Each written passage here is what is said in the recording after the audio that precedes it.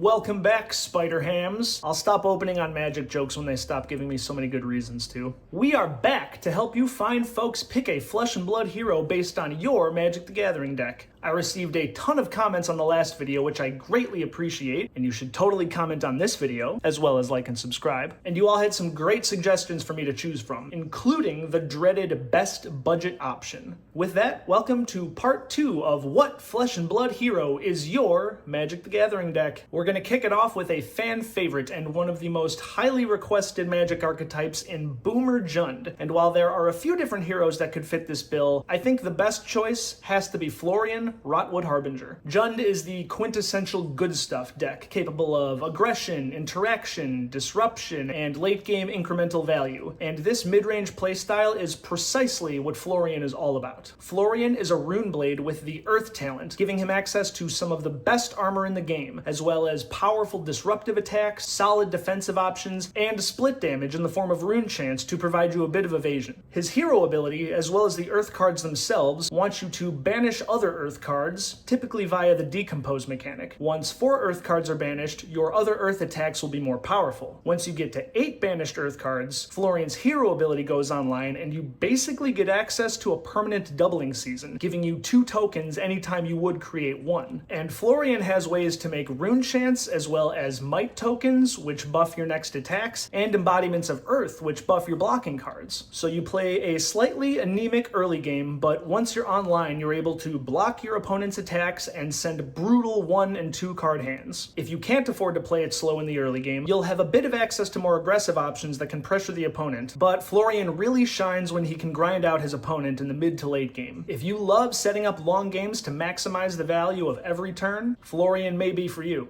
Next up, we're going to look at one of the most iconic, flashy, and powerful decks in the history of Modern, Amulet Titan. If you want a ton of moving parts that all come together to create brutal combo lines, you might be interested in Dash.io. A comment in the last episode pointed out a great article that's covering exactly what I'm aiming for in these videos. So shout out to Donnie K and his article over at cardgamer.com, which I will link in the description as it's got some more great insight. Dash.io is an aggressive hero at heart. As a mechanologist, she's got access to some really great armor block, allowing her to play defensively in the early game to set up really brutal combo turns. Her game plan focuses around item cards and getting those items onto the arena to manipulate resources, action points, damage, graveyard recursion, card advantage, you name it. She can even play these items off the top of her deck thanks to her hero ability, so the branching play patterns go absolutely bananas once you configure all of these moving parts. If you can master the lines, you'll be rewarded with absurd combo turns that all but guarantee a knockout blow at the end. If you're someone who enjoys toolbox strategies, managing tons of abilities and triggers, and really learning the ins and outs of your particular hero, you would love Dash.io. Next up, we've got another modern classic for all of you gluttons for punishment, and that is Grixis Death Shadow. To me, the essence of Death Shadow is a deck that makes itself vulnerable in order to create sudden, high-pressure situations for the opponent. If you love the tension of bringing yourself to the edge of defeat in order to control the battle, you should check out Vynsett, Iron Maiden. Vynsett is another rune blade. It's my favorite class, okay? And she has the Shadow talent, so at the very least, we've got the flavor win on lock. Shadow heroes are all about banishing cards in order to use them later on, but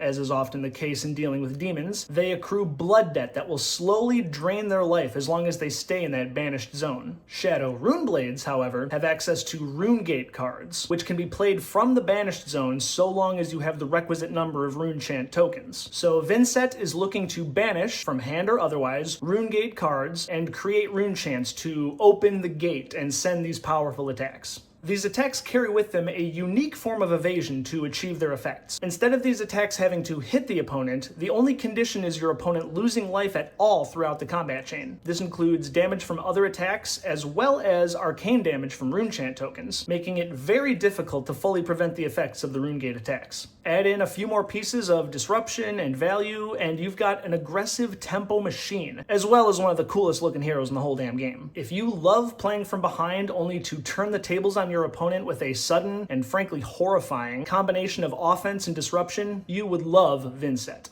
Alright, come on out, scam enjoyers. I know you're there. It's okay. It was a good deck, and I don't blame you for wanting to spike tournaments. If you want to strip your opponents of agency, draw the nuts, and go way above rate, if you want to be the source of your opponent's salt, if you want to always have it and watch your opponent teeter on the brink of sanity with, of course they have it.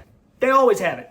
But secretly, you don't always have it. Let me talk to you about Arachne Marionette. Arachne Marionette, occasionally referred to as Mario, notably a different hero from Slippy, is an assassin, and they have so many ways to just have it that your head will spin. This is due, in part, to the fact that their hero ability allows them to transform into 6 different versions of themselves. We went over the marked mechanic in the last episode. Basically, you want to mark your opponent, and then if you hit your opponent while they are marked, bad things happen to them. If Arachne ends their turn and the opponent is still marked, they transform into an agent of chaos, and how freaking cool is that? Each agent of chaos has an ability that interacts quite favorably with Arachne's various stealth attacks. So while other assassins already provide brutal disruption and difficult blocking decisions thanks to some of the best attack reactions in the game, Arachne Marionette has all of that on top of a brood of agents of chaos to provide additional forms of no correct choices for your opponent. If you want to evoke in your opponent's feelings of grief and fury. That was a good one.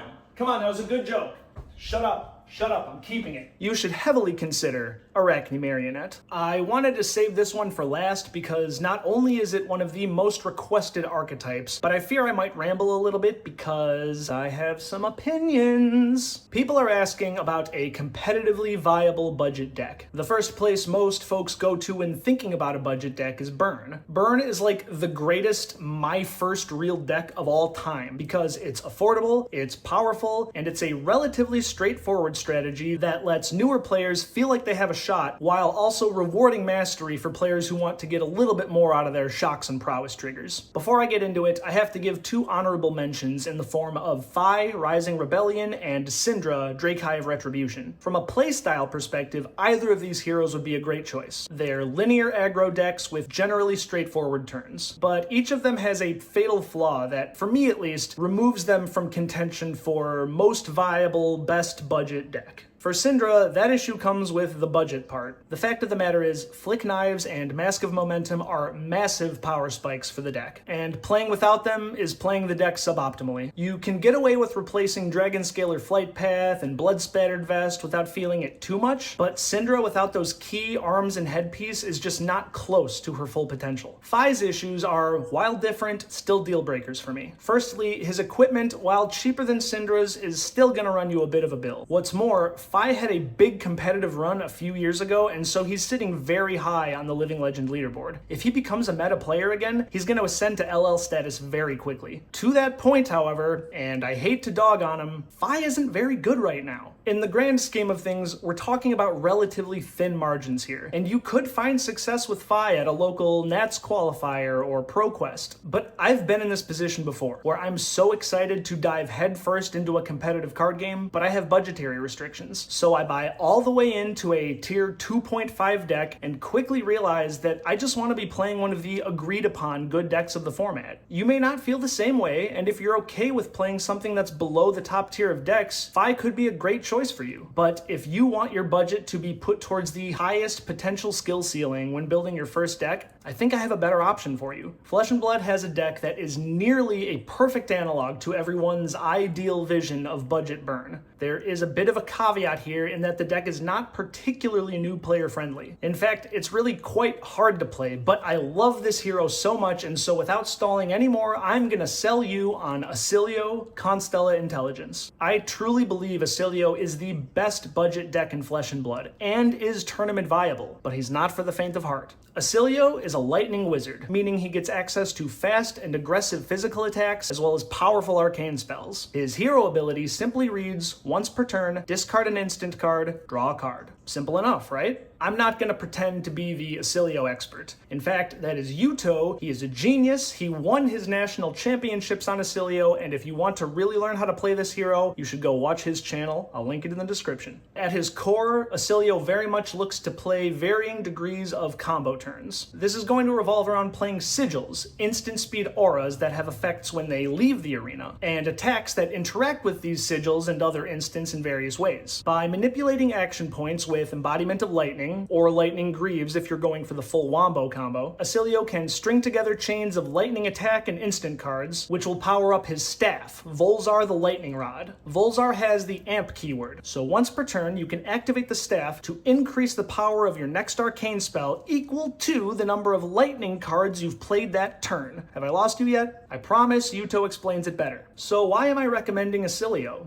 Obviously, shock. But the truth is, it can be difficult to build a competitive Flesh and Blood deck on a budget without sacrificing power. Acilio is a deck that can be built very close to full power at a fraction of what it would cost you to build other heroes. Let's take a look at his equipment. You see a lot of lists playing the dreaded Findel's Spring Tunic, in addition to the basically free Old Knocker. This is not an essential part of the game plan. This is an upgrade to make your grindier matchups better, but is in no way integral to the core Acilio game plan. If you did want to splurge, Findel's Spring Tunic is just about one of the best cards you could buy while building up a collection. It's expensive because every hero uses it. But as far as Acilio goes, you will be more than fine starting with just Old Knocker, I promise you. Besides that, the other legendary equipment is like $10 and $25, and everything else is either a common or, again, very situational and highly optional. The core Majestics in Acilio are also very inexpensive compared to other heroes. In fact, if you opt out of the random wizard tech and the expensive generics that are strictly sideboard tech and not at all integral to the core Acilio game plan, there's not a single card that costs more than $15 outside of Lightning Greaves. There is just no comparison in this game when it comes to power per dollar. I wish I could recommend Syndra to all of the new players, but I love Acilio. I'm likely playing him in the Kansas City Calling. I have fancy lightning cards because I love this hero so much, but if you are primarily concerned with getting into competitive Flesh and Blood on the tightest budget, I really don't think you can do better than Acilio. To reiterate, it will not be easy, but if you put in the work, you genuinely have what it takes to compete at the top tables. Thank you once again for watching this video. If you would take the time to like a Rooney and subscribe a Rooney, I would squeal with joy like